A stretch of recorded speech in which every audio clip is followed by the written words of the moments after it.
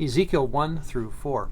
On the face of it, the book of Ezekiel can be very mysterious, almost like a closed book to a lot of Christians and modern Christians. But I think if we take the book apart, as we'll do, it's rather easy to analyze and to, I would even say, understand when it comes to the story that Ezekiel is telling.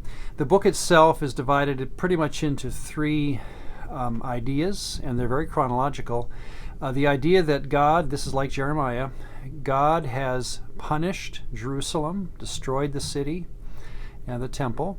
We have those oracles against the nations, which we will again see as the way that God defines his sovereignty over the world. He has a right to not only punish Israel, but also other nations. And then restoration. This is where much of Ezekiel is given to vision, the valley of the dry bones, the temple that's told in minute detail, this vision of a temple to come. So these two then really drive the story forward. The punishment of Israel is deserved. What has happened? They deserved it. But God is going to restore the nation in the end. It's a very chronological book, which brings with it the idea that, or the reality that this is a very autobiographical book. Ezekiel seems to be a man in his 20s or so.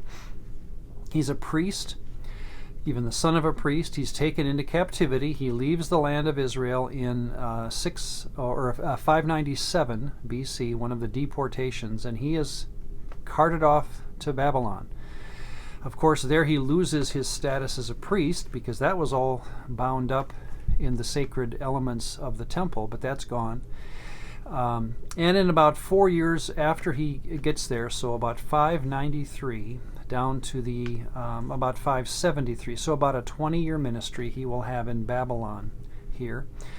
Other things that we learn about him, we'll learn later, is that his wife will die in the destruction of Jerusalem, and he's told to not even cry, because God wants to make a case about this person, or about the man Ezekiel, to the rest of the nation. In fact, that's one of the common themes of this book, is that Ezekiel will give speeches, but even more commonly he will do these speech act motions. He'll write on clay, or he'll, as we'll see today, lie on his left side for a certain number of days and then tip over and lie on his right side, all as it were symbolic of something that God wants to teach.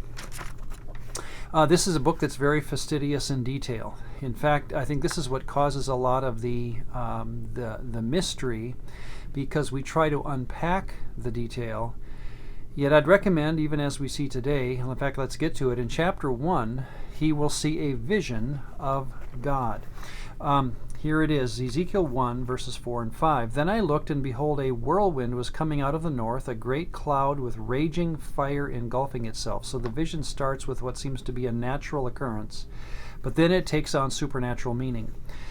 And brightness was all around it, and radiating out of its midst like the color of amber out of the midst of the fire. Also from within it came the likeness of 4 living creatures, and this was their appearance. And he goes on to describe them, have 4 faces, 4 wings for each.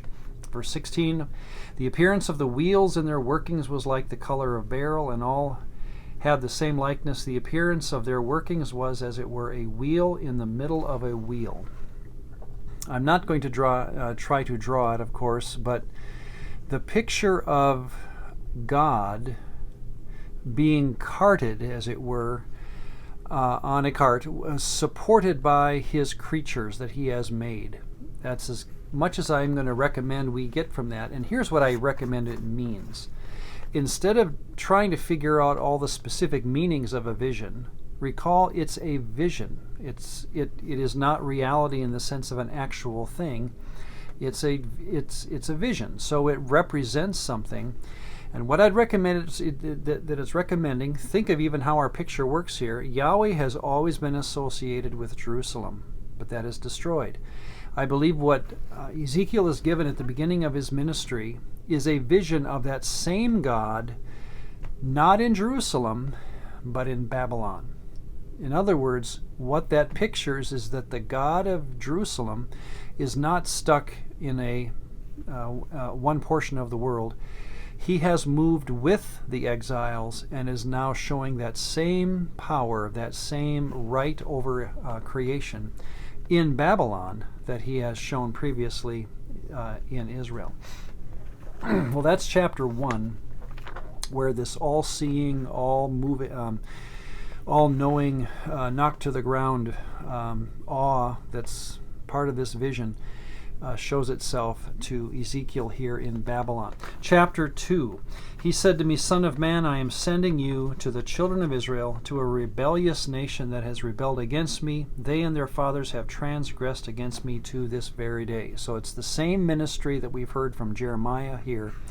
He is now going to the exiles in Babylon, saying, the punishment that we are feeling is just punishment. It is God telling us that we have been disloyal to him. Chapter 3 has this illustration of a watchman. Son of man, I have made you a watchman for the house of Israel. Therefore hear a word from my mouth, and give them warning from me. When I say to the wicked, you shall surely die, and you give him no warning, nor speak to warn the wicked from his wicked way to save his life, that same wicked man shall die in his iniquity, but his blood I will require at your hand. The difference there, or the reason I wanted to read that part of chapter 3, we already have understood that this is something that's happening to the entire nation.